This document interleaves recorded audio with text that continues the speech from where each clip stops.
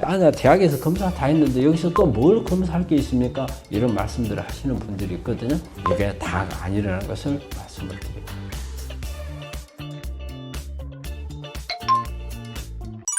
혈액 검사 수치가 정상이라면 암은 더 이상 걱정 안 해도 될까요? 우리 혈액 검사는 이제 되게 이제 암하고 관련돼서 종양 표지자라는 게 있어요. 근데 종양 표지자라는 것은 뭐냐면 암 덩어리 안에 있는 암 세포가 이게 파괴가 되면서 그 안에서 특별하게 만들어진 물질들이 혈액으로 나올 때 특이한 물질들이에요. 암이 있을 경우에만 주로 나오는. 그래서 이제 이 물질들이 흘러나와서 우리가 혈액 검사를 해가지고 이 수치를 보는 거거든요. 그런데 암마다 똑같은 암이라 하더라도 나오는 경우가 있고 안 나오는 경우가 있어요. 우리가 처음에 암을 발견했어요. 그러면 예를 들어서 이제 내가 유방암이라고 한번 생각을 해볼게요. 유방암에 대한 종양표지자는 대개 CA15-3이라는 거 하고 CEA라는 걸 봐요. 그런데 어떤 암은 CA15-3이 아주 올라가 있어요. 처음 발견했을 때.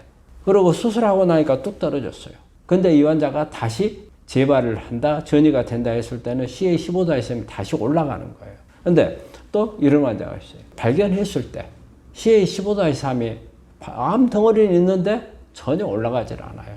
그럼 이 환자는 원래 15-3을 만들지 않는 암인 거예요. 근데 이 환자한테 15-3을 가지고 추적조사를 해야 아무 의미가 없어요.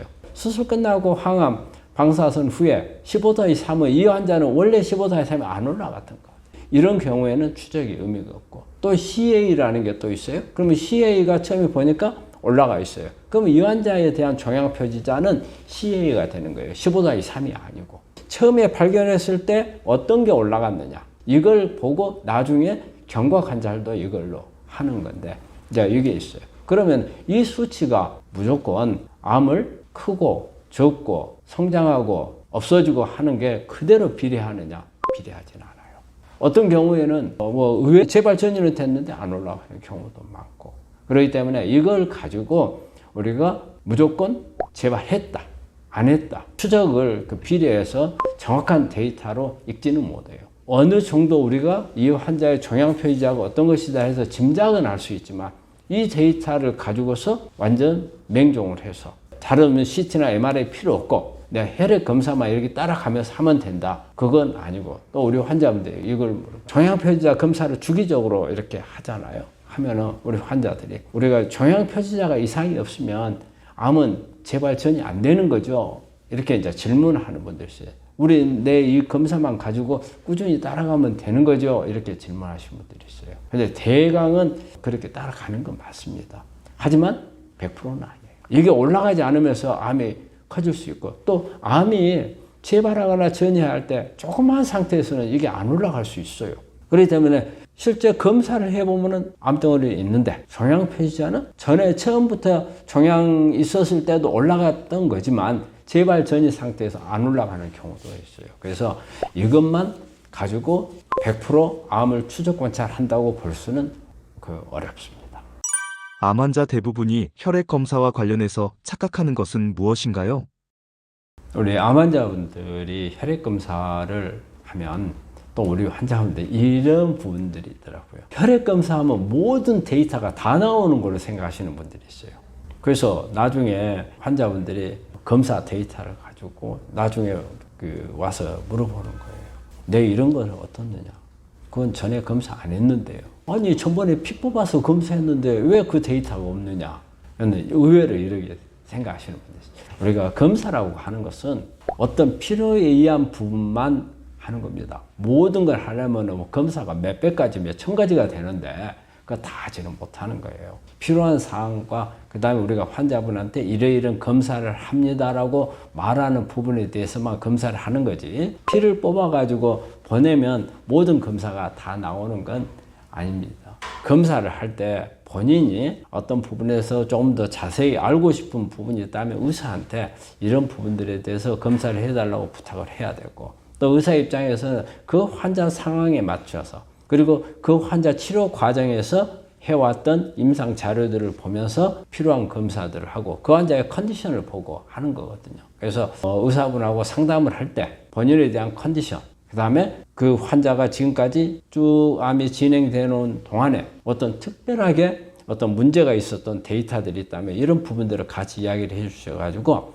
이런 부분들을 같이 검사에 해서 종합을 해가지고 보셔야 돼요. 그렇기 때문에 의사 알아서 검사해 주겠지 이렇게만 생각하지 마시고 대부분의 의사들이 이런 부분에 대해서 잘 알기 때문에 맞춰서 검사를 해드립니다. 그렇지만 그 환자의 오는 과정 중에서 특별하게 이런 부분들이 있는 경우는 그런 부분들을 이야기를 해 주셔야 할 수가 있는 거거든요. 절대 한번 피를 뽑아서 검사를 하면 모든 검사가 다 나오는 건 아닙니다. 암 환자가 꼭 해야 하는 검사가 있을까요? 우리가 일반적으로 우리가 대학이나 암을 치료하는 병원에서 현대의학적으로 하는 병에서는 어느 정도 정해진 검사들이 있어요. 되게 어때요? 수술을 잘 우리가 견뎌서 잘 마칠 수 있겠는가? 여기에 어떤 제약이 되는 상태는 없는가? 이런 부분들 기본적인 수술을 하기 위한 검사가 있죠. 또 항암을 하기 위한 검사가 있고 방사선을 하기 위한 이런 검사들. 되게 이런 검사들은 이게 치료를 위해서 치료에 어떤 문제점을 이야기하는 그런 어떤 이 검사가 있는가 그걸 보기 위해서 하는 거죠. 그런데 이제 우리가 되게 이제 추가적으로 이렇게 검사를 하는 부분은 그런 부분은 이제 대학에서 필요한 부분에서 하는 거고 특히 이제 대학에서 하지 않는 부분들은 이제 면역 관련해 가지고 이 환자가 면역의 상태가 어떻게 되어 있는가. 그런데 이제 면역 검사도 상당히 복잡합니다. 단순하진 않아요. 그리고 한꺼번에 되지 않는 경우가 있어요. 왜냐하면 한꺼번에 하면 경제적인 부담이 클 수가 있어요. 그래서 기본적인 검사를 해서 여기에서 뭔가 의심이 되는 부분들이 있으면 나중에 추가로 들어가고 그래서 그런 면역에 관한 부분들이 검사가 있고요. 또 우리 환자의 몸 안의 환경 상태가 어떻게 되어 있는가. 특히 이제 염증 같은 거, 염증이 많이 있는 거 없는가. 그 다음에 노폐물, 산화물 같은 게 많이 있는 거 없는가. 이런 부분.